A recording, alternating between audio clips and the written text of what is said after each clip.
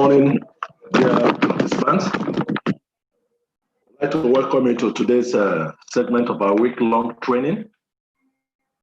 I hope you've been having good time since Monday with the other core discussion.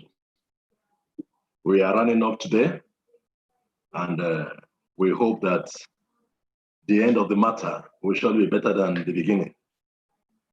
And so today, we'll be looking at effective marketing strategy and sales.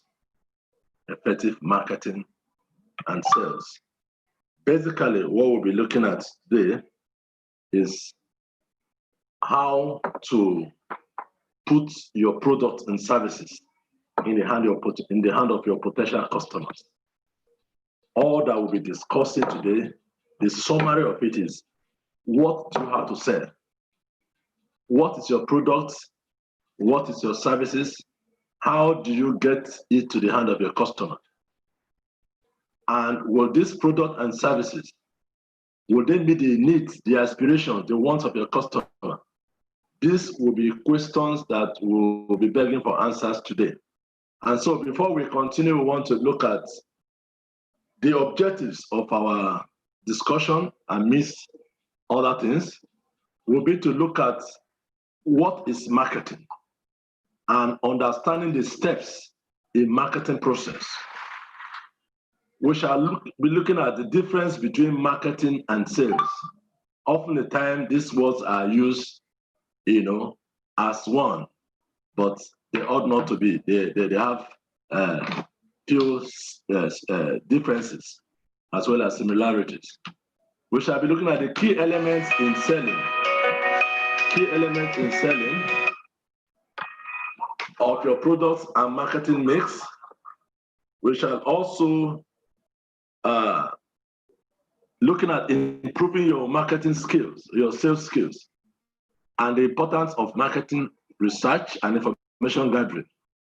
And finally, how to put your marketing plan into action.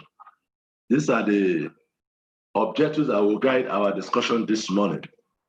And I hope that we will follow suit with all rapt attention so that we can benefit maximally from today's discussion. Before we go ahead, we'd like to look at few definitions by scholars, eminent professionals in this discipline. And one of them is an institution, American Marketing Association. They have looked at marketing as the activity, set of institution, and process for creating, communicating, delivering, and exchanging offers that have value for customers. Another renowned scholar in management is Dr. Philip Kotler. March 29, 2011 says, marketing is science and art of exploring, creating, delivering value to satisfy the needs of a target market. Philip Kotler says, marketing is the art and science of exploring, creating, delivering value to satisfy the needs of a target customer. The Chartered Institute of Marketing defines marketing as the management of process responsible for identifying, anticipating, and satisfying customers' requirements profitably. They further hold that it's a process of getting the right products and services to the right customer at the right place and price, using the right promotions and publicity. Marketing is targeted at changing the motives of purchase of your target customers. Nothing is more likely to buy than effective direct marketing. Marketing is simply the process of understanding your customer, building and maintaining a profitable relationship. And so those are the few definitions by these various institutions, and scholars about marketing. And we shall try to look at one or two of those definitions, then take a position, on what exactly marketing is.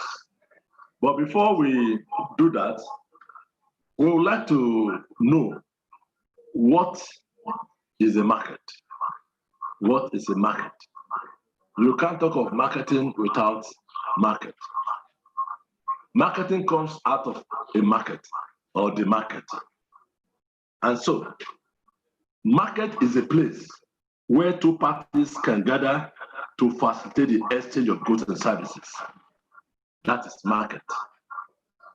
Market is a physical place where people gathered to exchange goods and services for a compensation or for a price. The parties that are usually involved in the market are the buyer and the seller, or the buyers and the sellers. The market may be physical, like retail outlets where people meet face to face. It can be virtual through the internet, like online markets where there's no direct physical contact between buyers and sellers. A market transaction may involve goods and services, security, information, currency, and a combination of those that pass from one combination of those things that pass from one hand to another. So this is what the market is. And so marketing is a process by which you take the goods and services for the exchange. Marketing is a subset, is a part of market, as well as we shall be looking at the role of sales in the marketplace sooner or later. And so marketing is purely a process, just like we saw in one of the definitions that says marketing is the process of getting the right product and services to the right customer at the right place and price, using the right promotion and publicity. This is the summary of all definitions, and it is simple. It's simple in its presentation or language. Everything must be right about your marketing activities. It begins with product and services. The product and services that you have must be the right one.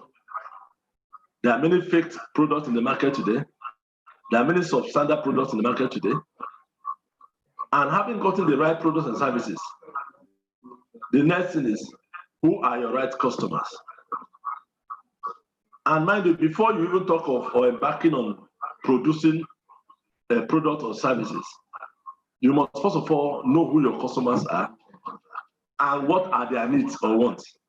Their needs or wants determines the right product and service that you present to them. And having done that, then where is the right place to meet your customer? At what price will you give them this product that is competitive, in the marketplace? And of course, how do you bring this product and this price to the attention of your customers? It is through promotions and publicity activities. And so in a nutshell, marketing is a process, is activity or set of activities by which you get your product and services into the hands of your potential customers in the right place with the right price, using all the educational and awareness campaign that will persuade their motive for buying or acquiring your products and services. So basically, that is marketing.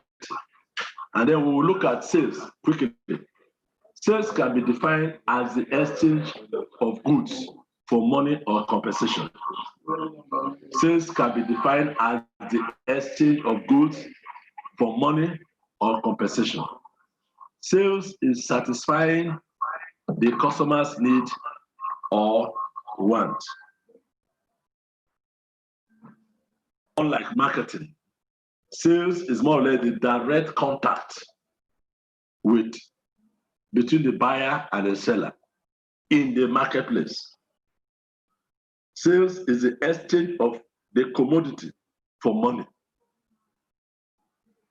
The action of selling something to somebody is sales, while marketing is the process, the activity that takes you to do the exchange.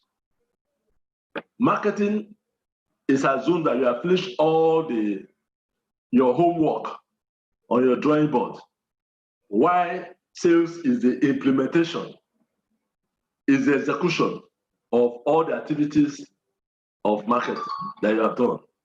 Sales is actionable. Sales is the actual, presentation of the goods and services to your customer for compensation. And so we will look at what are the differences.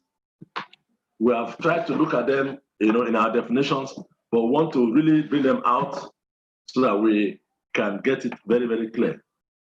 And mind you, don't forget, there's a difference also between the need of a customer and the want. Need are those basic things that the customer cannot do without right now.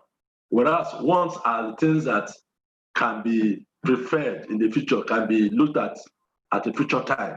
They're not so important, so relevant or needed at the moment.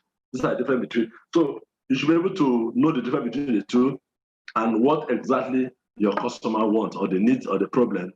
So that in designing your product and in trying to put your marketing plan or process in place, you will understand what the need of your target customer is.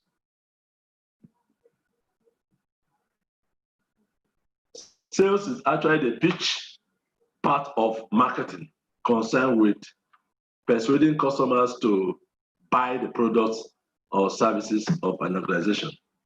So both sales and marketing are part of the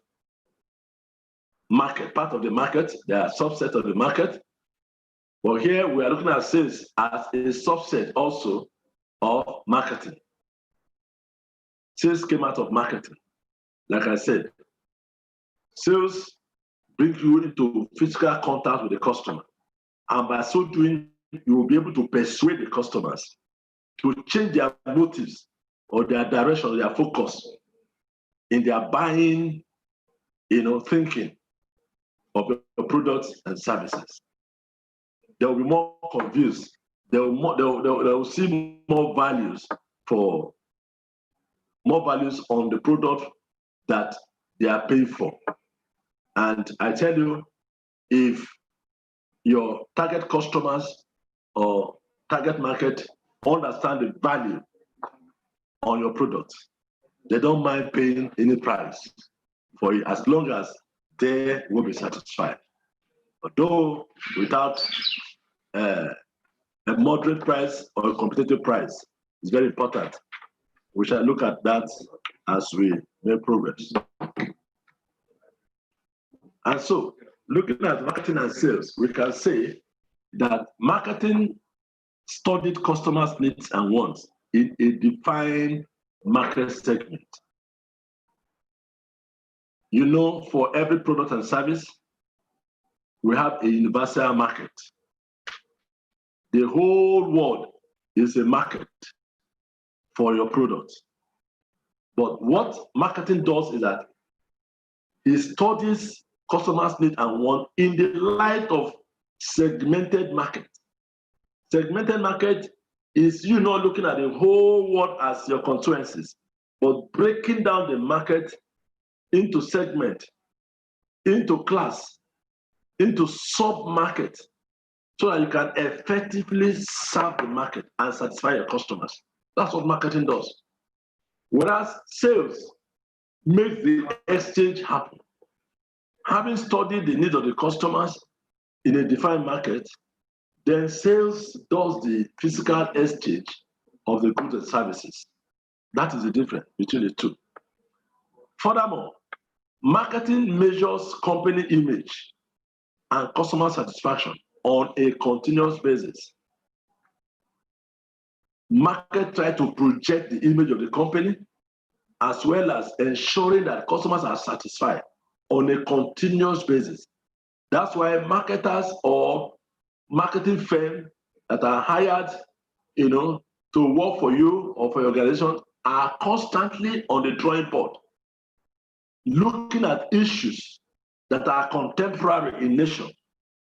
From there, they are always adjusting and readjusting, to make sure ultimately that customers are satisfied. But what sales does is that sales provide immediate solution and the best, of course, to your problem. They don't have time to go back to the drawing board, to go and study and all of that. They are more or less trained and equipped to respond, what we call rapid response to market problems, market situation, or product situation, product problems or product challenge at every point in time. Instant resolution of problem, and they do it at the best of their capability. That's what sales does. Whereas marketing also further develops strategies for feedbacks in the communication. Communication is the life fire of every organization. You will not produce a product and keep quiet on your product and expect miracle to happen for your product to be bought or taken to the market or bought. You must communicate the details about your product, especially the value, what the customer seems to enjoy or get satisfaction from on your product. And marketing puts strategies in place whereby they can get a feedback. There cannot be communication without feedback. Your communication is not complete until there's a feedback. And so marketing ensures that there's an opening, open-ended questions or package or strategies where customers can respond, or speak back to the company or the organization on their products. But in the case of sales, since they're in physical contact with the customer, they provide direct answers to all customers' questions. They have direct communication with the customers. Everything about sales is there and then concluded. And so, unlike marketing, it has to be through mailing, telephone calls and all of that. But for sales, it's direct communication. That sales hardly provides opportunity for feedback. Their feedback mechanism is instant because they're already there before you. So whatever you need to know, they will tell you. But for marketing, you may have to do a mail, a phone call, and maybe internet communication and all of that. Okay. Marketing develops winning offers for each target customer, while sales serving the same customer for a long period of time. These are basically the difference between sales and marketing. Then we'll be looking at the P's of marketing, which we often call marketing mix. P's here simply represent the various, it's an acronym representing the various P's that is called marketing mix. We shall be looking at details. There are many P's here in marketing process or marketing activities that is called marketing mix. And some of those P's are as follows. We have P number 1, product. P number 2, place. P number 3, process. Then distribution, promotion, and process. Promotion and communication. So these are the various P's of marketing. We call them marketing mix. All of these P's, they are complementary. They can't do without each other. That's why we call them mix, marketing mix. If you have a product, you need a place to take the product to. You need a price to exchange the product. You need a channel to distribute your product. You need promotion and communication to bring the product to the awareness of the customers. And then we need a process. Process is all the chain, the journey, that the product makes from the factory to the hand of the end user. It's the whole of this is known as a process or a system. We shall look at this piece in detail. Products. These are qualities of your product or qualities of a good product. Number one, it must meet a defined need. Like we said earlier at the beginning, first and foremost, as you want to embark on your project or your business, you look around and study the needs of your community or your environment. And the need discovered will prompt the product. The need you saw that you want to satisfy will give birth to a product. It is that product that will satisfy the need. So your product basically or fundamentally must meet a defined need. If you have a product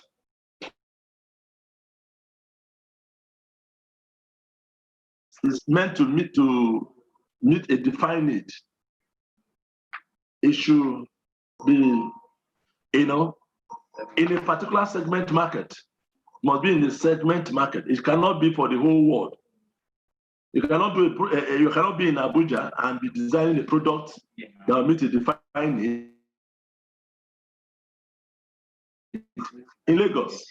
Your study of a need or a problem is in Abuja, and so your product should meet that defined need in that defined location. Another quality of a product is it must meet an established need, established demand, and this can be done through marketing tests. There must be a demand for your need. There must be a demand for your product. When you identify a product, when you identify a need, you must find out exactly how many people are interested if such product is brought to birth. So you must establish the demand for your product. Then you must also have what we call USP. USP is called unique selling proportion. These are the clear benefits and features that differentiate your product from that of your competitors. Benefits and features that differentiate your product from your competitors. Of course, the USP can change as business evolves, but for a start, you must establish what are the benefits, what are the features, because your product cannot be the first and the last in the market. We have several other other companies producing the same product, but there must be something unique, something that differentiates yours from them. Those are your benefits and the features. Then we look at distribution, how and where product is sold to customers. How and where product is sold to a customer is very key. It's part of the marketing mix. It's wanting to identify the need in your location and come up with a product that will satisfy the need, the defined need. Then when the product is ready, how and where do you take the product to? How and where? In most cases, some manufacturers or producers take their product direct to customers. At other time, they have middlemen activities. We have sales agents, retailers, wholesalers, our suppliers that takes your goods to the end users. So you must establish and define That's when you talk about distribution. Then you should also look at the location where sales are made, talking about the marketplace. Then the activities of the intermediaries, such as the wholesalers, retailers, or sales agents, how to reach the end users. These are the concern of the marketing mix called distribution. Then we have another P, the price. Price. This is the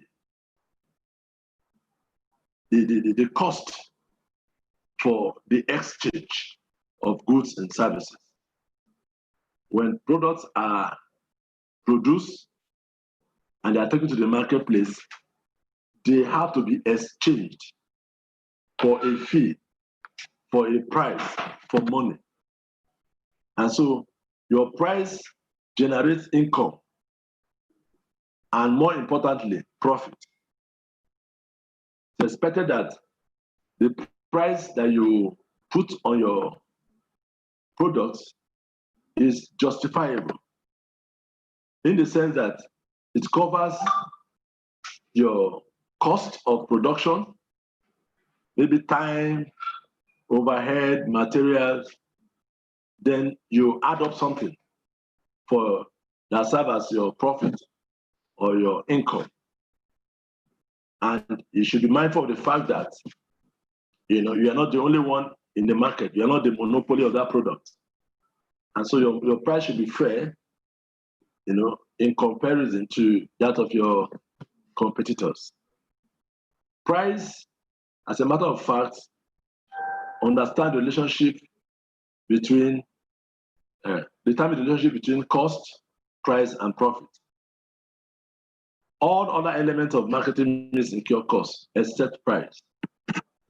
And so the diagram below depicts further the explanation on price.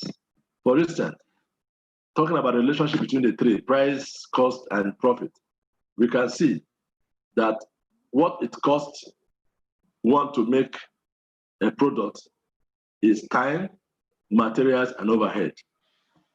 And price can be what you can charge in the marketplace based on the value and cost. So when you look at price minus cost, you now have profit. When you take price that you charge from the cost of time, material, and overheads, what is left for you is the profit. So price is a determining factor,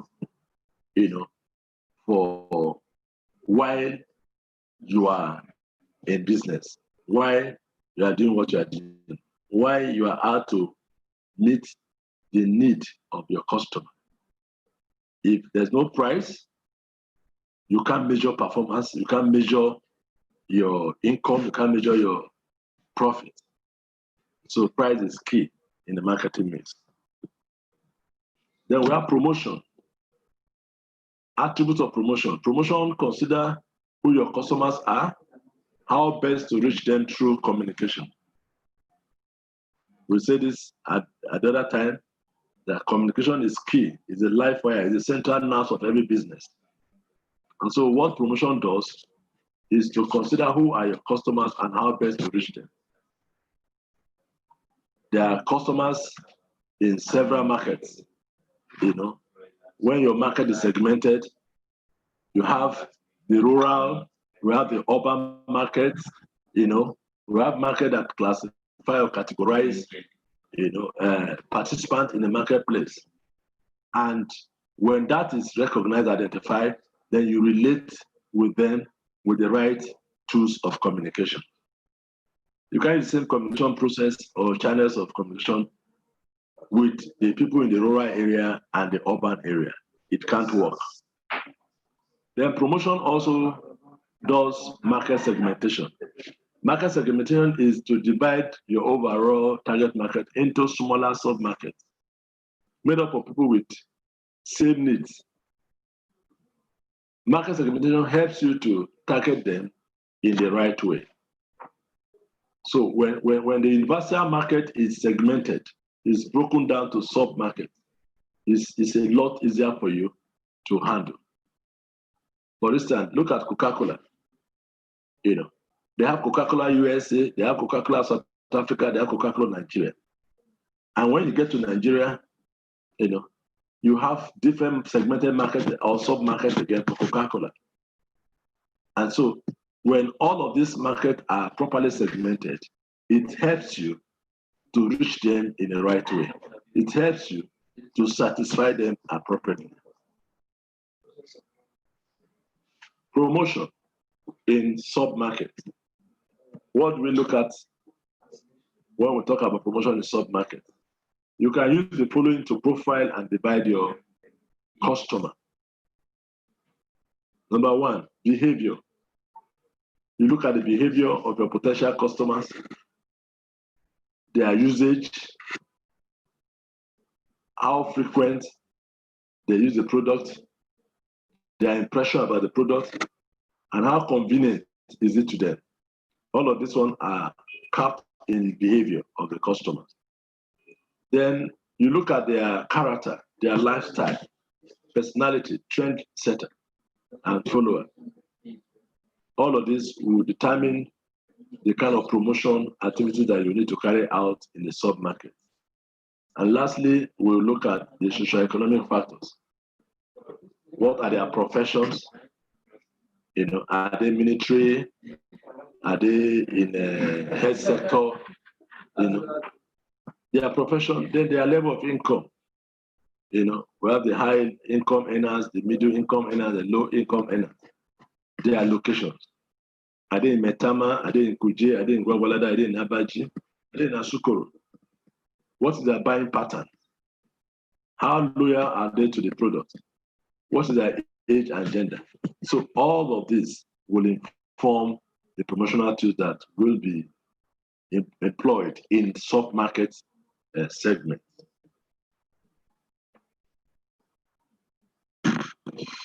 Talking further on promotions in the sub-market, we want to look at if segmenting business market, you could consider the following. What is the size of your company? What size of your company? The size of your company determines the kind of promotional tools that you will employ in the sub-market. Okay? You can't be a groundnut seller or groundnut processing company and want to do the same promotional activities like Coca-Cola. It's not possible. You cut your code according to your size. Then the industry type. The industry type determines the promotional tools to use. You can employ food and beverages promotional tools to maybe leather industry, you know, promotional tools. There are two different industries. Your industry type determines the promotional activity that you need to employ in the sub-market segment. Then your location. Where is your business located? Is it in the urban or the rural area? If it's in the rural area, you know, of course, you know that we don't have internet, we don't have telephone. You know, the best bet might be radio jingle or direct or verbal promotional tools. These are factors that you need to consider when the market is segmented into sub-market. Yes, when we started, I mentioned briefly about the market. And I said, you can't talk of marketing or sales without the market. I would say the market is where the physical place where goods and services are exchanged for compensation or for reward. Market is a physical place where the physical exchange takes place for goods and services.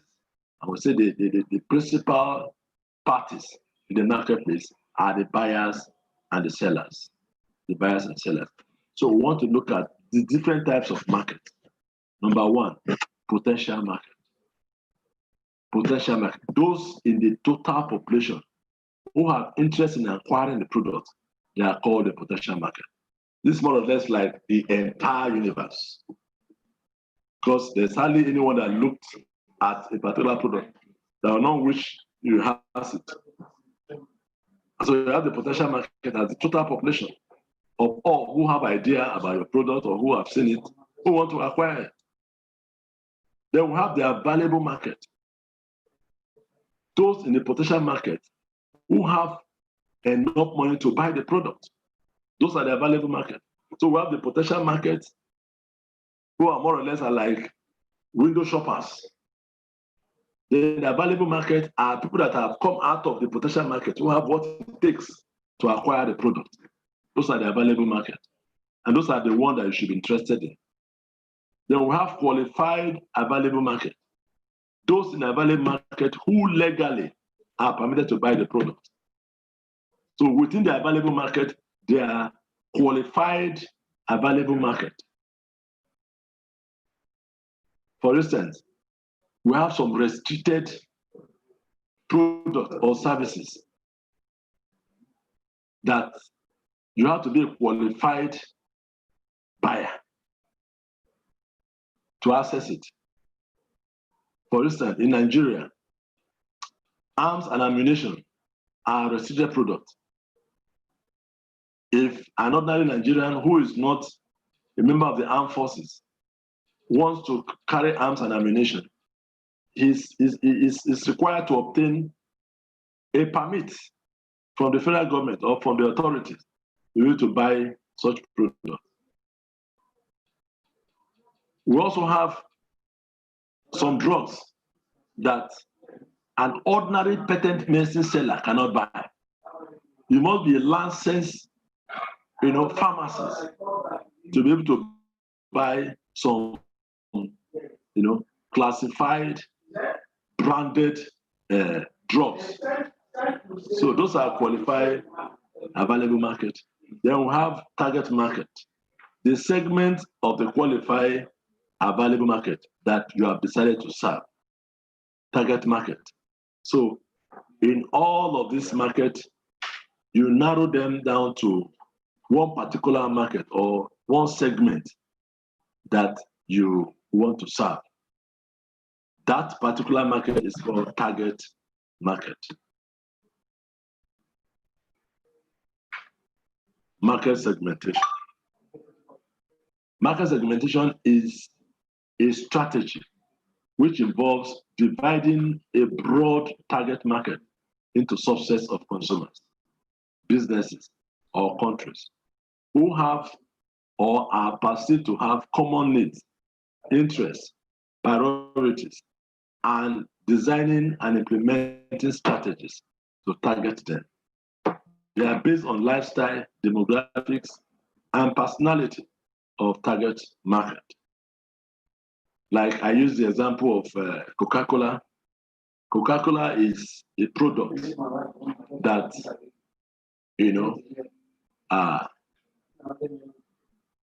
has common needs, interests, and priorities all over the world. But then, Coca-Cola has segmented their market. They have their market in subsets of consumers. And based on the lifestyle, the demographics, and the personality of the target market, they have come up with the product. And that's why in America, the Coca-Cola in America cannot be the same with the one in South Africa and Nigeria. But they are the same Coca-Cola. The quality, the content might differ based on the lifestyle, the demographics, and the personality. So that's what market segmentation does. It breaks the market into subsets of consumers, the businesses and countries alike.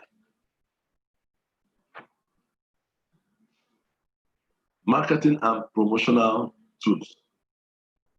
We want to look at marketing and promotional tools. As we have been saying, marketing is effort, activities to put your products and services in the hand of your end users or potential users. And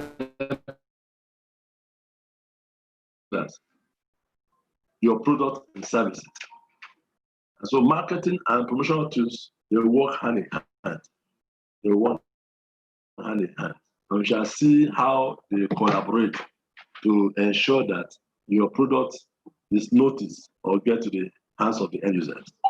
Not every method will work for your business, and the methods can change as the business grows or develops. However, you must be clear on the following. Promotional tools, what it involves. One, what message do you want to communicate? You must have a message. And the message cannot be anything other than the product. What is the value of your product? What value is your product carrying? They want to know. And if you don't communicate, nobody knows. If you don't educate, if you don't say, nobody knows you are there or what you carry. So communication is the central nerve.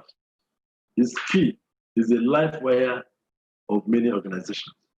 Like we said, when you are communicating, you must design a feedback mechanism. You must design a feedback mechanism to be sure that your message is heard, clear, and clean. Then, who are your audience? Who are your audience? Determine the promotional tools that you will use. I said earlier, if your audience are in the rural area, you then look at the promotional tools that can be appropriate, relevant, useful in the rural area. And the same is applicable to if your audience are in the urban area. You now look for promotional tools that can be used in the urban areas to reach your audience. What is the best way to communicate with them? Those are the tools to talk about. What are the best ways? What are the best promotional tools to use to communicate with your audience? What budget do you have? It's very important for every project, every business you want to embark on. You must sit down and count the cost. When you count the cost, when you look at the cost, you now take a decision. If you have the resources to embark upon such project. And so, the size of your company, the size of your purse determines the promotional tools that you want to use. I know you wouldn't want to use a promotional tools that at the end of the day will take the chunk of your cost of production and you won't have enough gap for price that will generate profit. And so we might need to cut our costs according to our size at this point. Then what measure will I use to know if I have been successful? There should be a feedback mechanism.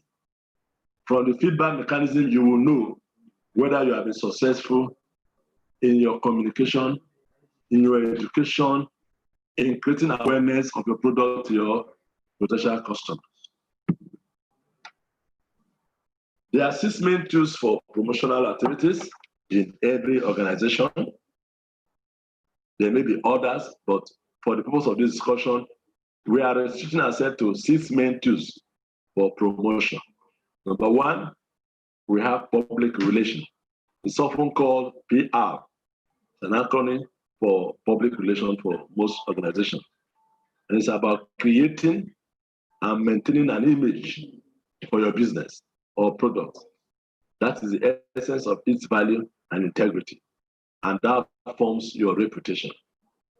So public relation is, you telling your audience who you are and develop a relationship with them based on the value and integrity of your product. As a matter of fact, some organizations have this as a whole department, and it brings in professionals to handle this aspect of their promotional activities. Whereas some organizations hire professionals, experts, to come and put this together for them, and they pay them off, one-off kind of arrangement. That's to tell you how important, how key public relation is. Public relation creates an image, the image of your organization to the public.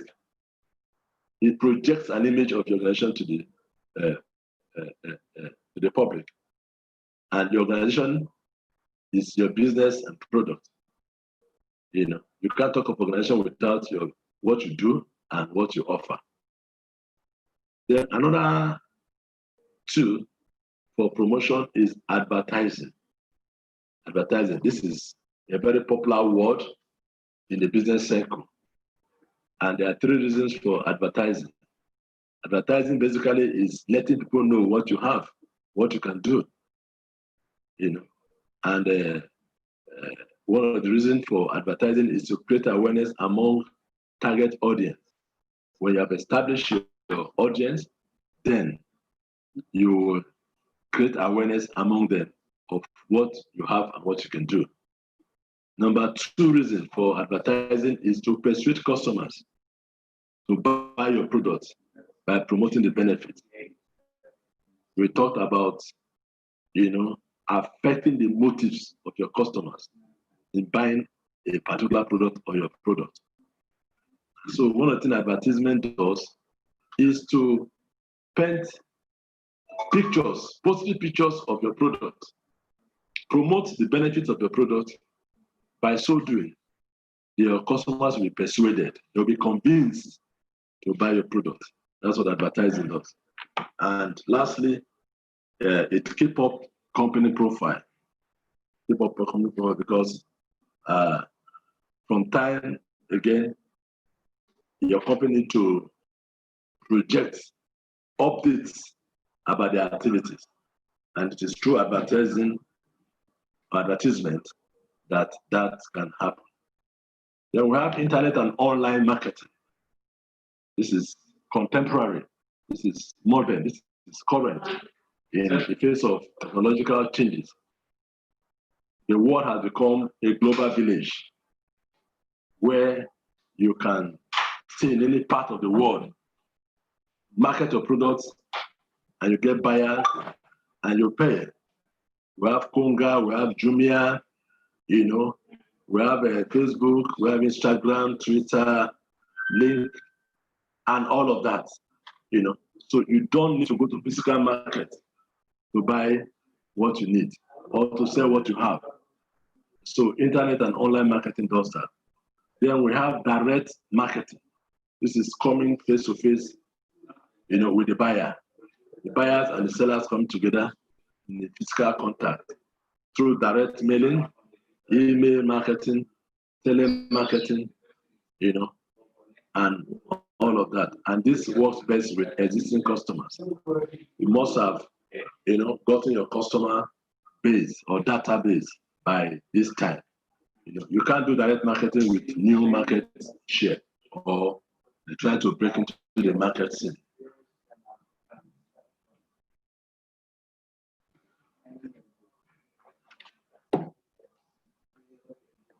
Okay.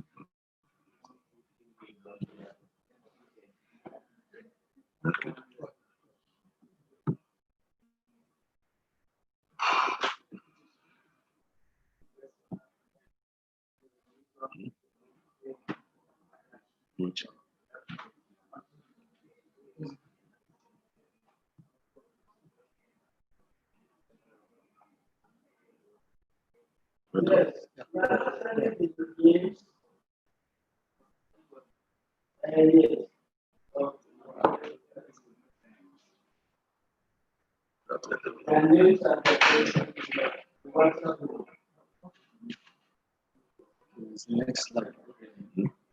Is it the next Yeah, slide? this is the next one.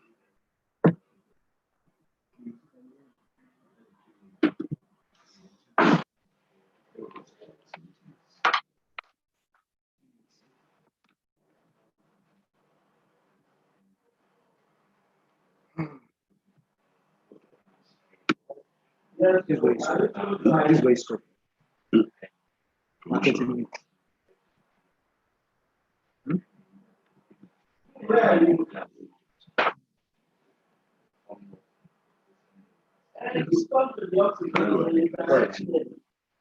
Sorry for the little mix-up there. So we're talking about tools of promotion, and We look at 4 already. The 5th one is sales promotion. Sales promotion. Oftentimes you see companies going to the marketplace with their wares, drumming and playing music with their staffs, all over the marketplace, trying to display their wares and talking people to buying, their wares. At such a time, you see them giving discounts, reducing price, and giving guarantees on the products, and even going as far as telling the customers that if they can buy 2, they have 1 extra. All of those are what we call sales promotion. It's a faster way of making sales or increasing your sales volume, but it's not without its own attended challenge, because what you cannot continue, you better not start. But it's a short-term strategy to do your sales or have a sales maximization of sales volume. Lastly, on these 6 main tools of promotion is personal selling. This enables you to listen to prospective or existing customers' needs and allow you to convey the ethos to and values of your business. This personal interaction also offers valuable opportunities to get first-hand feedback on your products and your competition. This is very, very key. You're on ground, to have interaction with your prospective buyers, and from there you will get valuable information that you will work on to better improve your product or your organization. This is more or less like direct feedback on your products. And also, very importantly, your prospective customers will be able to tell you, alternative product or substitute product in the market, talking about your competition. And that will take you back to your drawing board to work harder and continue to occupy a larger market share. Furthermore, on marketing mix, we want to look at a unique blend of products, pricing, promotion, and distribution, targeting a specific group of people. This is very, very important. Like I said, all of these pieces, which is marketing mix, work, hand in hand with each other to ensure that your product gets to the end user profitably. We also have expanded marketing mix. Beyond the earlier discussed marketing mix, we have other ones that like people, another P, and this has to do with customer service relationship. Then we have process, how to handle customers' complaint, and physical environment, which is the marketplace, your building, your premises, and all of that, which are look more detail on that. Then we have the marketing process, like we did mention before now. Process is part of the marketing mix. And what does marketing process entail? 1, you must understand customers' needs and wants. That's the whole essence of marketing. If you have known what the customer needs and wants are, and you have gotten a product that will satisfy that need, then you are fulfilling the process, the marketing process dream. Further on the marketing process is you design a customer-driven market strategy. Design a customer-driven market strategy. Construct a marketing program. Build profitable relationships. Capture value from customers. So all of these 5 steps are what we call the marketing process. So discussing this in detail, we want to look at what understanding customers' needs and what involved. Number one, research customers and the marketplace. Manage marketing information and customers' data. We shall look at the issue of research, market research and information gathering later before we end discussion today. But research on customers is a continuous work because we have competitions and customers are human beings. Every second, every minute, they are changing their mind on several things, making decisions, here and there. So your ability to research on them, put you on the cutting edge of your business and the market. And then you must manage effectively the information you gather. The information you gathered during research is useless if not properly managed and utilized. Then you design what we call customer-driven marketing strategy. You have a package that is driven by the market, that by the customers. Is customer involving, customer driven, customer involving. Customers must have a say. Their input must be built into your marketing strategy. And to do that, you select customers to serve. That is market segmentation and targeting. From that little segmentation and targeting, you'll be able to understand how customers can come in, how customers can be involved in your marketing drive. Then you have value proposition, differentiation, and positioning. There are also ways that you can appreciate the inputs of your customers in your marketing strategy. Then we have process 3, construct a marketing program that delivers value. Construct a marketing program that delivers value. And that involves product and service design, building a very strong brand. Like I said, there are professionals who do this. So if you don't have the capability, to design or build a strong brand for your products, then you have to hire professional experts and pay. But mind you, they'll add up to your cost of production. And you have to be careful that you achieve your objective of profit maximization. Then price, create real value. The price you are charging must be such that it's equal to the value that the customer is deriving from the product. I tell you, most customers are ready to pay.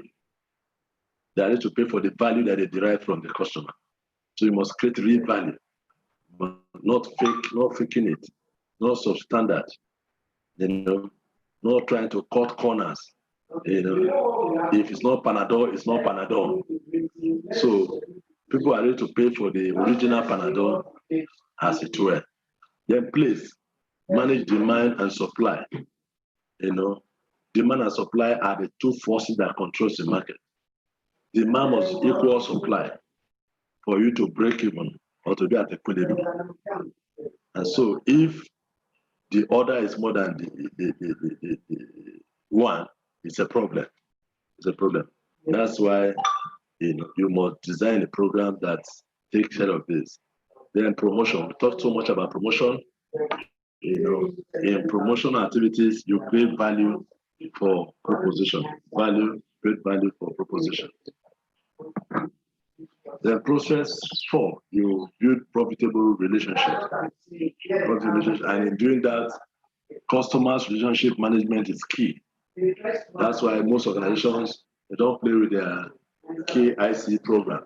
Know your customer. KYC. Know your customer. The banks do this a lot. And so it behoves that every business should have a customer relationship management strategy. Have a department, have a desk and a desk officer to handle all complaints, especially to existing customers. Then we have product relationship management. Your products has to be reviewed, from time to time as business develops or evolves. And of course, you have to have selected suppliers who are more or less the middlemen that take your products to the end users. These are very, very key. If the relationship will cost you more, then you review it, because the ultimate is to maximize profit. So in building profitable relationship, you must recognize or take cognizance of the cost of relationship. Capturing value from customers in return. Capturing value from customers in return. Of course, if your product satisfy your customers, definitely the required income will be generated, and then you will earn profit. You have loyal customers, then you have increased market share. This is what comes out of your good relationship, or the other process we have discussed so far. Now we want to look at the importance of market research. I talked about this earlier, that marketing research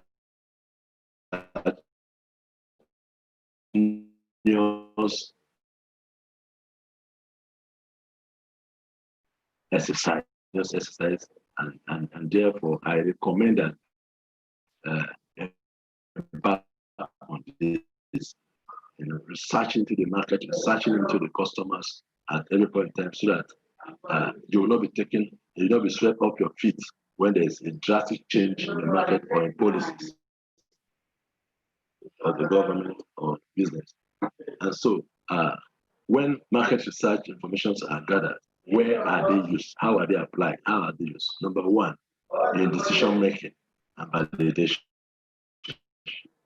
marketing strategy and planning, cost benefit analysis, product and process development, issue analysis, finding new opportunities, focus efforts, monitoring performance. So these are the areas that you can apply market research or information gathered from your research. These are very important. All of these areas determines the success, or failure of your business. If proper decisions are not taken, then you might crash along the way. If proper marketing strategy and plan is not done, it might be a challenge. Cost benefit analysis. Cost is very, very vital. If your cost benefit analysis is not what it is, you might overshoot your border, and that might crash. You look at product and process development. Okay. This might involve the quality or the value of the product. And other issues that need to be analyzed. From your research, you might find the use of your product as a byproduct in other areas. Or you might discover another line of business or line of production entirely. So market research opens you up to new opportunities. It keeps you focused, keeps you on the cutting edge of what you know best how to do, and then it helps to monitor performance vis-a-vis the activities of your competition.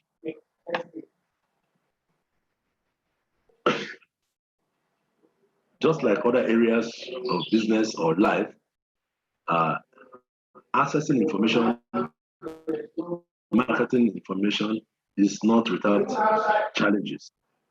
There are 10 challenges to accessing market information. One of them is information overload. Information overload is a situation whereby you have so much information at your disposal, and if not properly handled, you end up being confused rather than being convinced. And so there is a challenge of information overload. They have a serious job of trying to filter and make do with relevant ones that you need. Then we often have poor internet accessibility. You will recall that in the course of this discussion, since we are visual, we are online, we have reason to be offline at a point and bouncing back to continue. So that is what we experience. even the net telephone, what do you call it?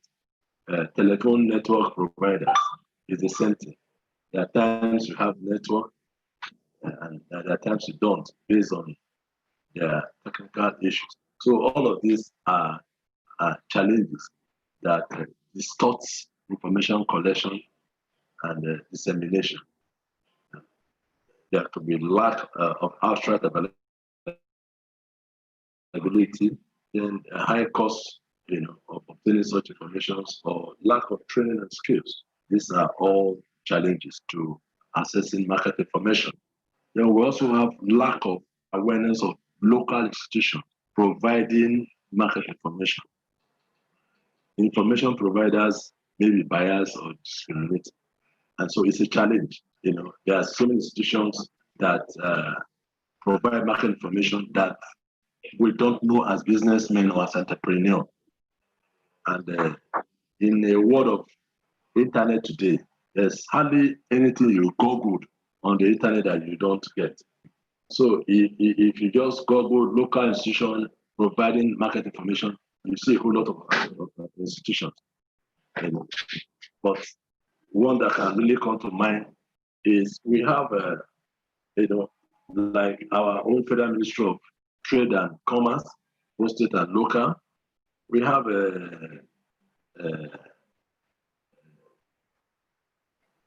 it's what do you call it? Chamber of Commerce and Industry.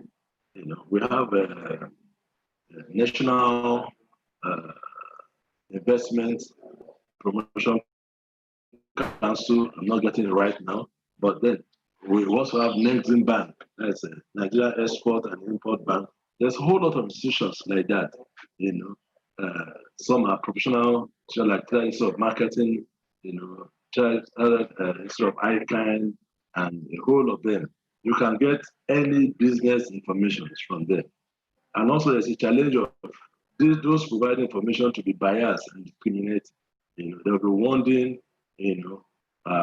why you want to obtain cheap information, what you want to do information for, and a whole lot. So this could be an impediment to accessing market information. Then we have limited resources. To visit marketplaces, trade shows, research, and all of that. So it's a challenge. It's a challenge.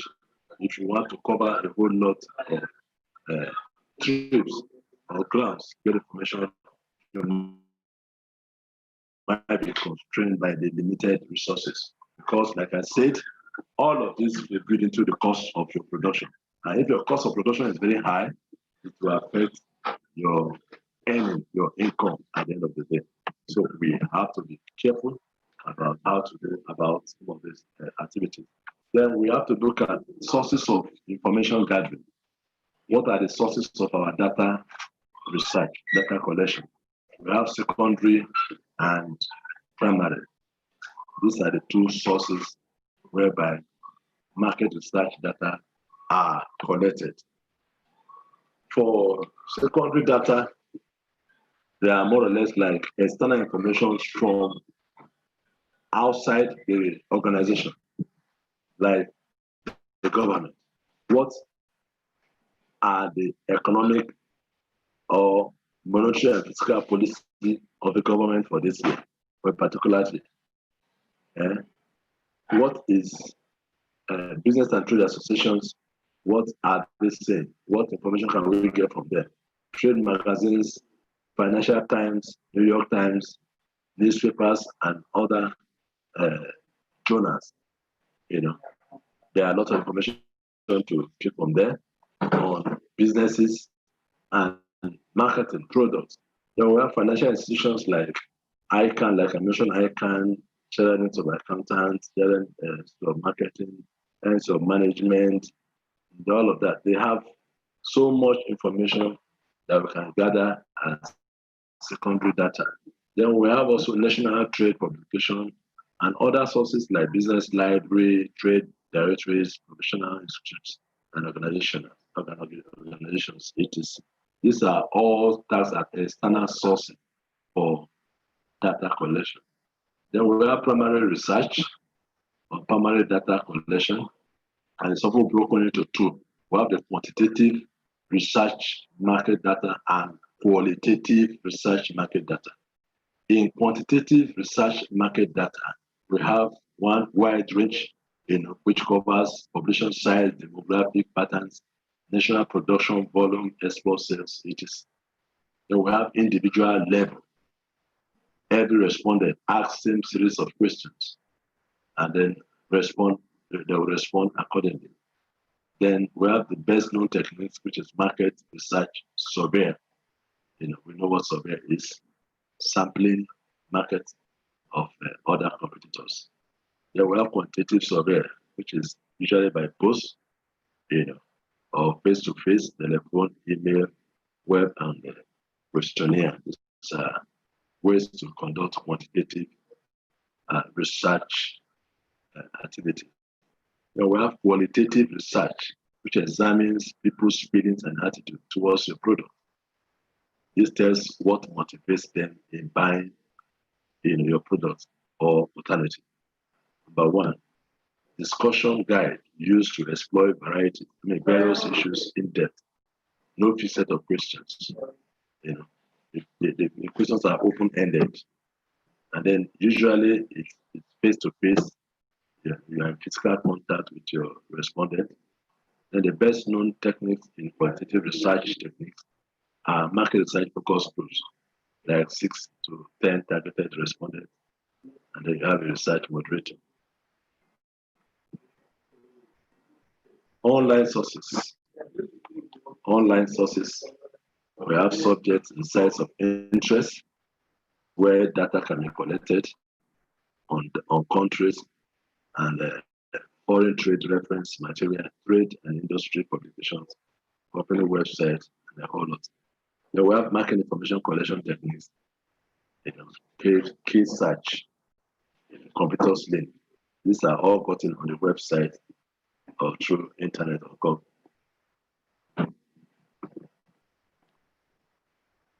Primary research techniques basically looks at observation, interviews, surveys, and questionnaires. These are key tools in primary research techniques. Challenges of research data. Number one, secondary research should generally be complemented with primary field study.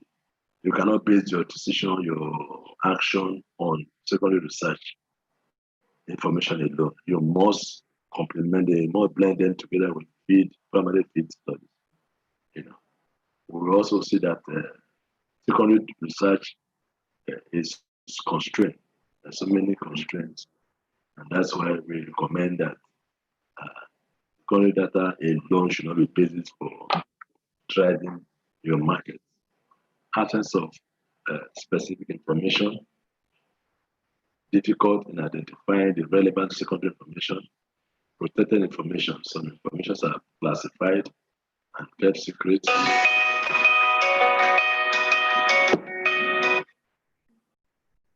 But availability and usability, contradictory information, updating, cross-national comparison. All of these are challenges to research data work. When you are embarking on research work, these are objectives to look at. How does the company decide what information to collect? What will the research be used for? How will the company respond? So this should be your mindset when you want to embark on market research or market information gathering.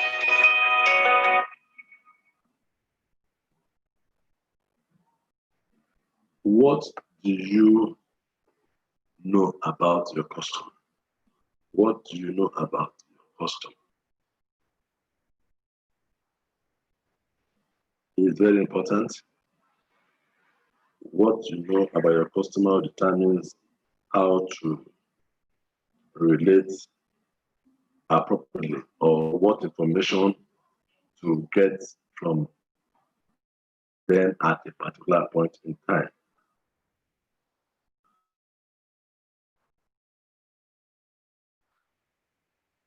Number one, is he a decision maker?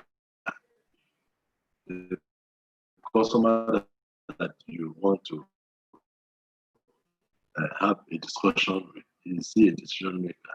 Which means when you want to gather information, when you want to transact, with your target customer, you must talk with the key officers who can take decision, who can speak on behalf of the company. Then what do they need? What do they want? It's very important. The needs of your customers and their wants determines how you want to solve the need, how you want to solve it. And then you need to know what motivates them to buy. What motivates them to buy? Are they buying a product because of their class, their profession, their lifestyle, their demographic status? What motivates them to buy your product? And what value perception they have about your product? These are ways we should know them. Then who's your competition? Competition or competitor is that person or that organization that is producing the same product as yours.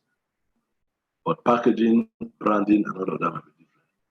But for instance, we have McLean, we have Close-Up. These are two products serving the same purpose, but from two different companies. So we can say that the company that is producing McLean and Close-Up are in competition. And so if you know who your competitor is, then you come back to the drawing board and present your your product to be more acceptable to your customers. Because the market is big, it's diverse, and you must, to a large extent, win a market share that will be profitable to your existing business. This is not to say that your competitors too will not sell, but we're talking about the war of market share now. Okay? So when you know your competitions, after identifying your target market, you must build an understanding of your competitive conditions. This will keep you at the cutting edge of your business. Can you do market research at all times? Yes. It's an all-time activity. Selling skill. What do customers care about? Of course, themselves. They don't care whether you're making profits, whether you're comfortable or not. All they want is themselves. And for me, it's selfish, but then if you can satisfy them, you are good to go. With your Ghana must go back home, go to your bank. So they are concerned with their needs, their wants, and their desires. And this is what you are mandatorily out to satisfy. What do they buy?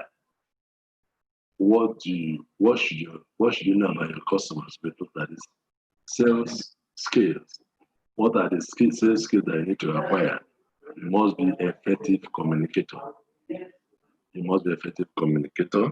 You must have the ability to listen, ask questions properly, and provide solution to problems. You must be well organized, self-starter and finisher, well-mannered and cautious, naturally persuasive. These are all the skills that you need to acquire as a salesperson. Attitude of a salesperson. Have a positive attitude. Be optimistic in every of your endeavor. Don't give room for negativity. Don't take a no for an answer. Develop an attitude of persistence and determination. Don't stop at anything until you win. Develop an attitude of superiority, superior quality. Don't allow inferiority complex. A selling attitude requires you always maintain a pleasant personality. Before you do anything else, sell yourself, We're not talking about selling your body, sell yourself. Tell the world who you are, what you can offer, what you can do. Know your products. Have a mastery of your product. Don't let the customer tell you about your product. You should tell the customer about your product. Know the value equation. Know your competition. Say that earlier. Know why your customer your customer should buy from you instead of your competition or the alternative product. Get in a position to sell. Know your target customer. Know who is the decision maker. Execute your plan consistently. If you can't or won't do it, then hire somebody to do it for you. We said earlier that professionals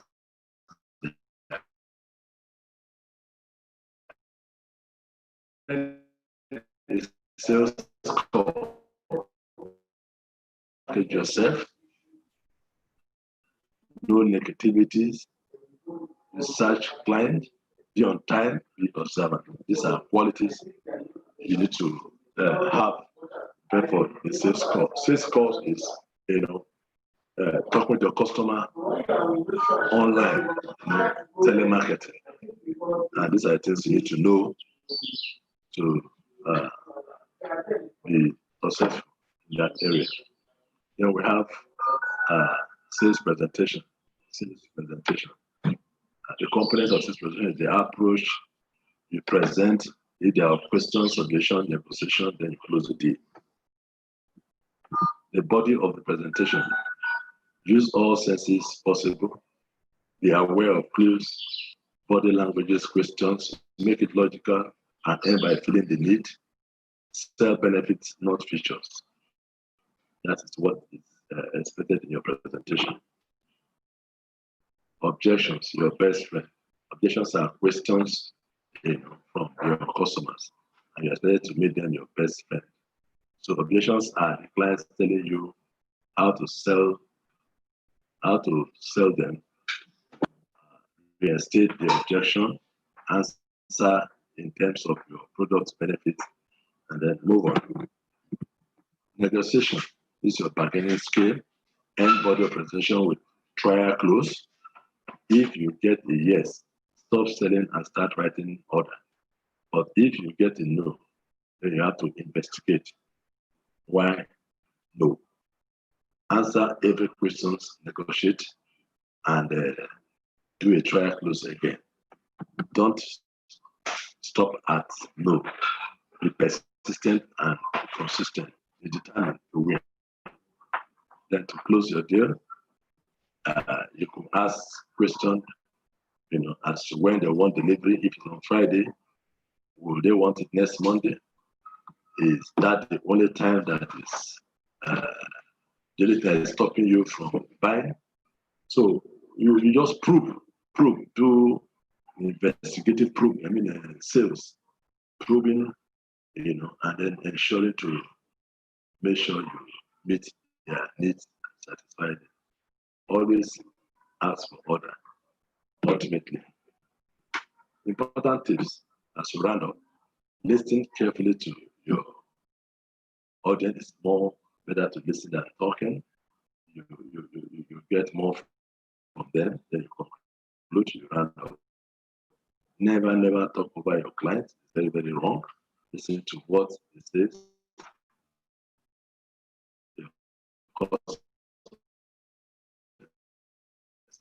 But however, through the flow of discussion, don't let them undermine you or carpet you in their discussion. Always ask for the order. If you do nothing else, ask for the order. That's how important it is. And of course, if they are satisfied, ask if they can refer you customer service. With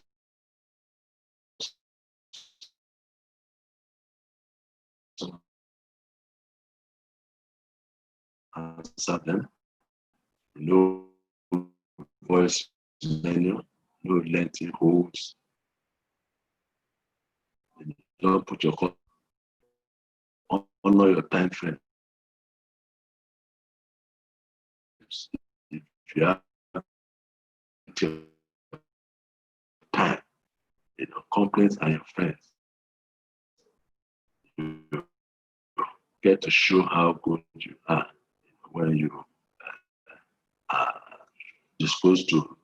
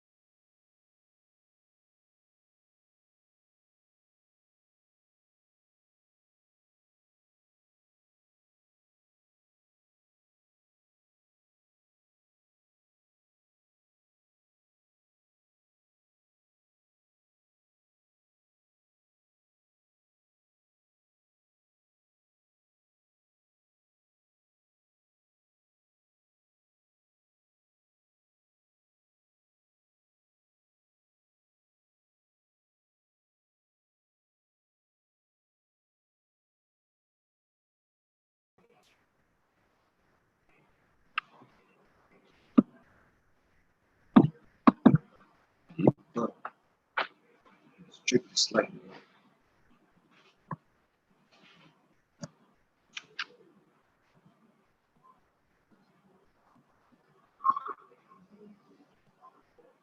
Okay. So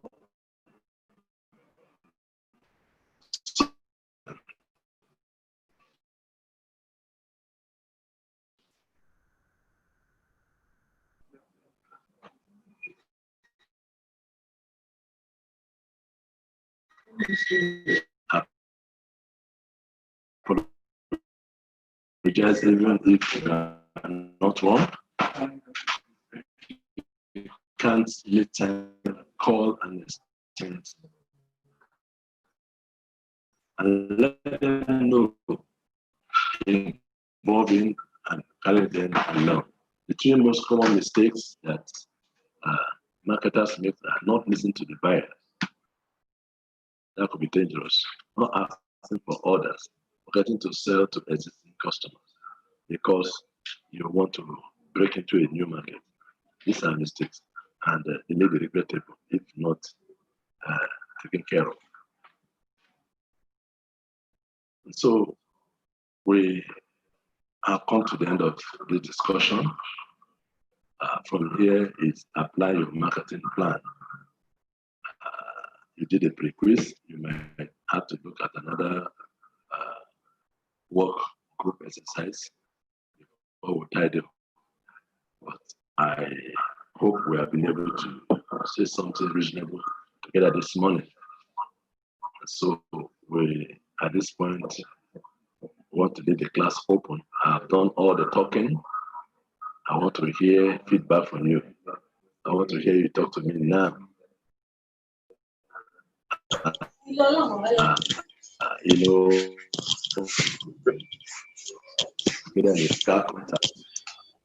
Good morning, sir. Yes, morning. How are you, sir? I'm fine, sir. We're great. It's all the Emmanuel, sir. Yes, thank you. The lecture was so nice. And one of the things we always demand for is the lecture materials. Huh? Because after having the whole of the lecture like this, I think we need the material to be able to go through again, because the materials you are displaying on the screen are much. It's not something that one can be able to retain at once. So we'll be happy to have the material downloaded. Hello, sir. Hello, sir. Very much. Material will be on the WhatsApp group after now, and get the lecture on YouTube too. Yes. All right. And one thing I'm observing is that it's like we're not getting the YouTube this thing very clear. So if that will be corrected, I think it will be fine.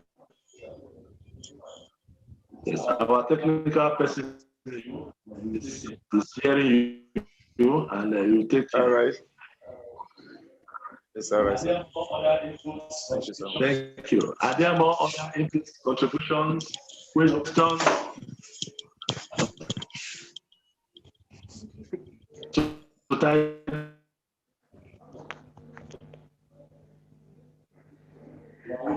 Can you give more explanation on this USP?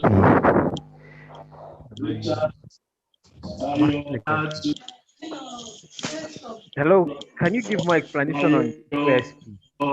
Unique selling proportion.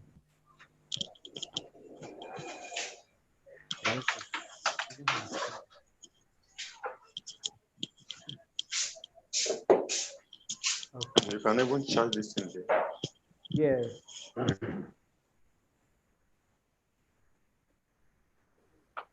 Hello? Hello?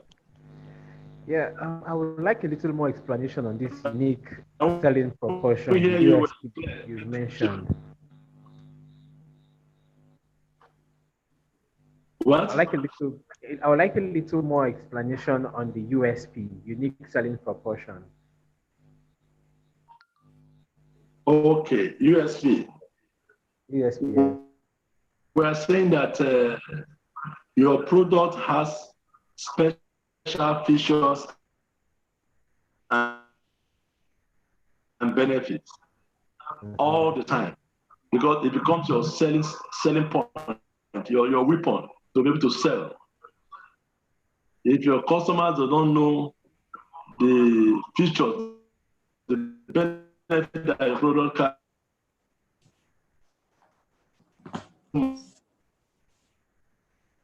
or the code, or in any form of communication with your customer,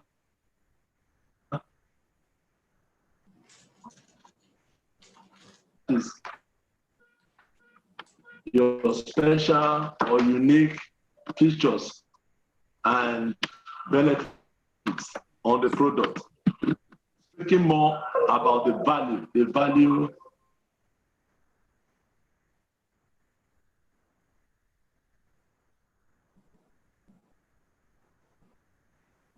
that, Mr. Chima.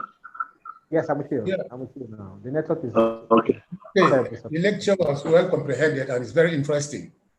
The Thank only you, sir. thing I will just add to what Emmanuel Ode said, if you can download all the lecture materials for us on the WhatsApp or whatever, it will be as appreciated. Yeah, that will be done immediately. Thank you. The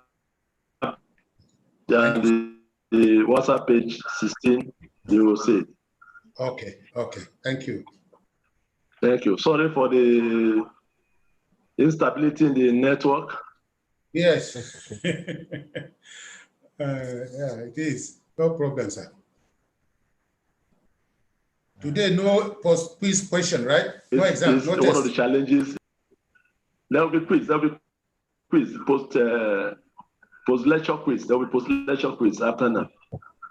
Okay. So don't go away. Stay on as they post the quiz to you. Yes, that's what I'm waiting for because I have another engagement.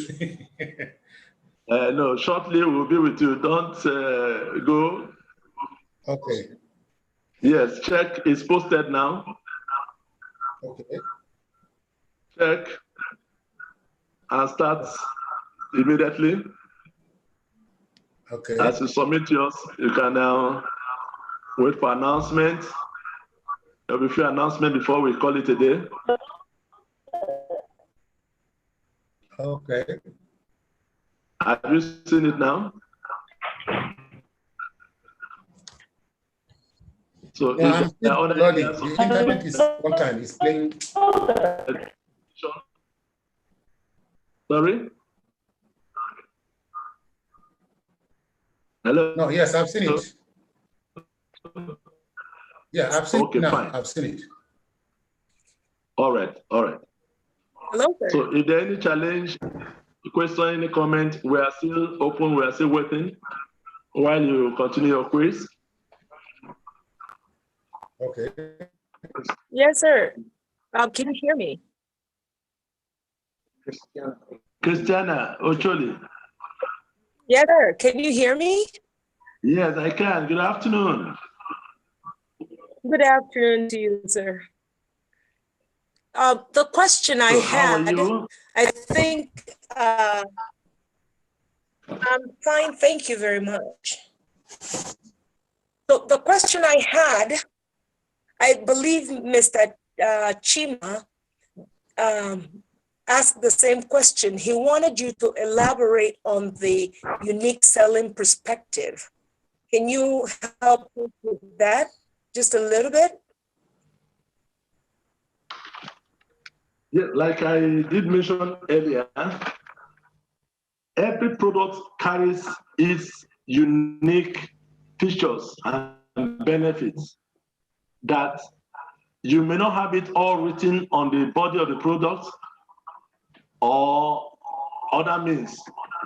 So we're saying as often as you have opportunity to come in contact with your customers, you make bare to them those features, those benefits that your product carries that your competitors do not have or the other products do not have.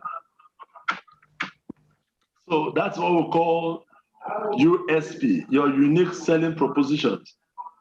That special features, that thing that differentiates McLean from close-up, Panadol from paracetamol. Those are the things that we're talking about. Unique selling proposition, USP. Thank you very much, sir. Thank you, my dear. Thank you. I hope you have started the quiz, the lecture quiz. Well, I'm starting right now. Thank you very much. All right. I wish you success. Thank you. You're welcome. It was interesting. Other questions?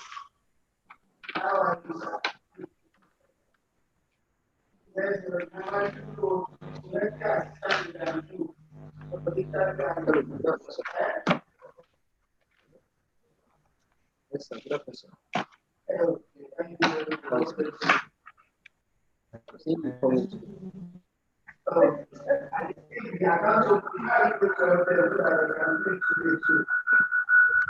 Do you want to, yes, you're done. So, when are you traveling to this? How many? Yes.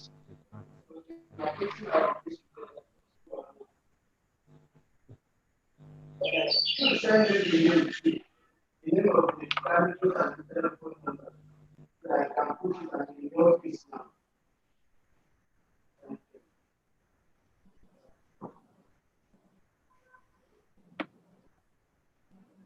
Yes, I can let me.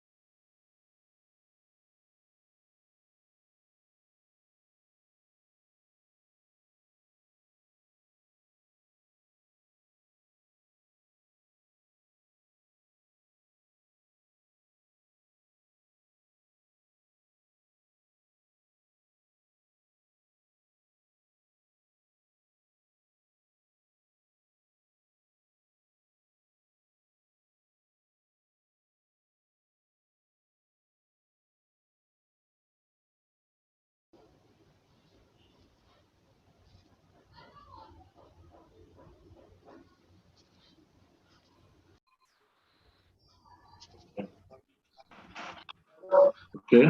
Yes. How did it go? Are we done? Yes, how are you? Hello. How are you? Yeah, most of us are done. Okay. So a few announcements before we call it a day. We want to thank you very much for being on course this seminar since Monday. We appreciate your attendance, and I would like you to know that we value and treasure you so much for being part of our organization, Citron Nigeria Limited. We have come to the end of this week-long training, and it's our prayer that your dream of getting a government facility will come to pass.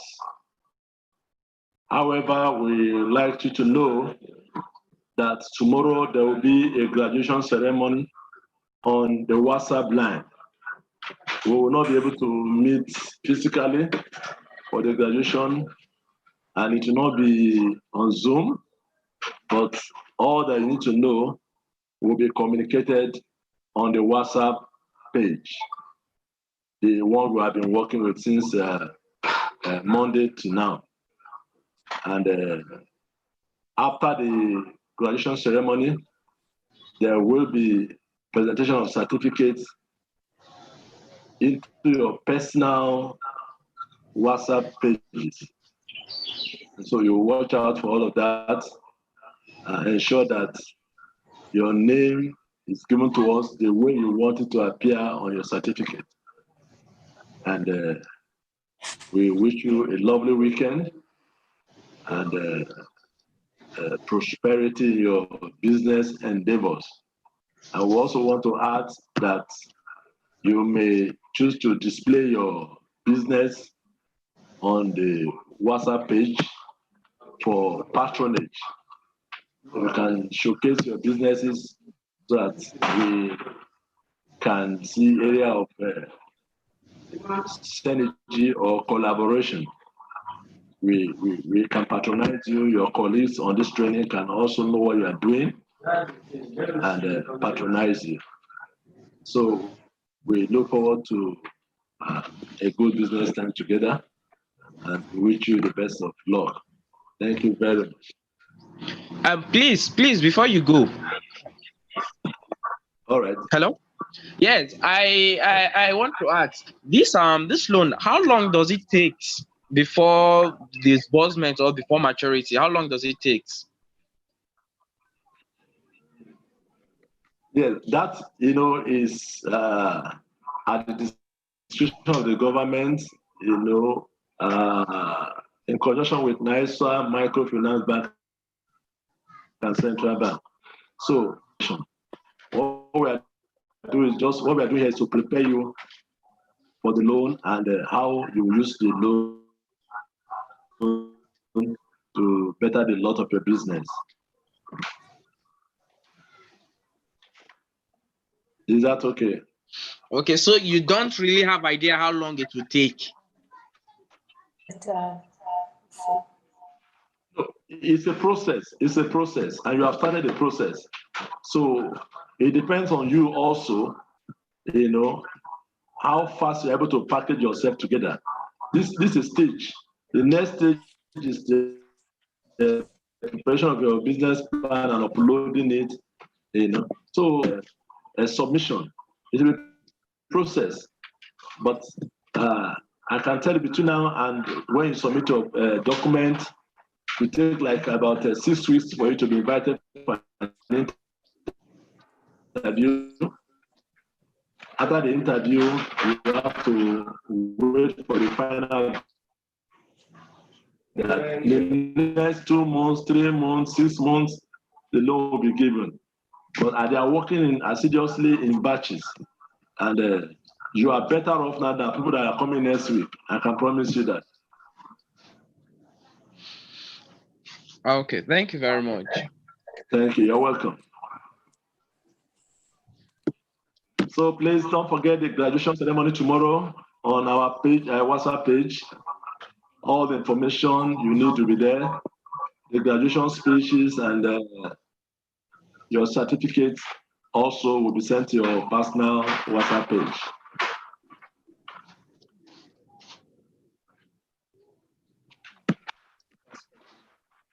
So if there's any other comments, any question, any clarification?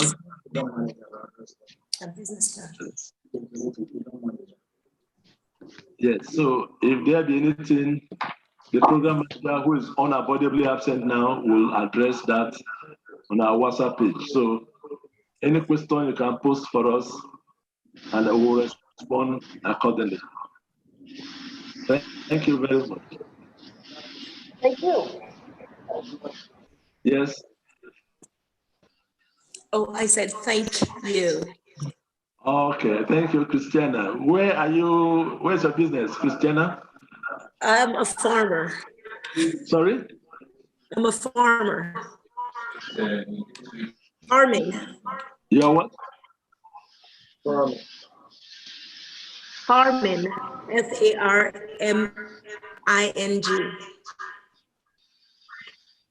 Oh, okay. That's a good one. That's a good one. Well done. All the best. Thank you very much. Thank you. So we call it a day.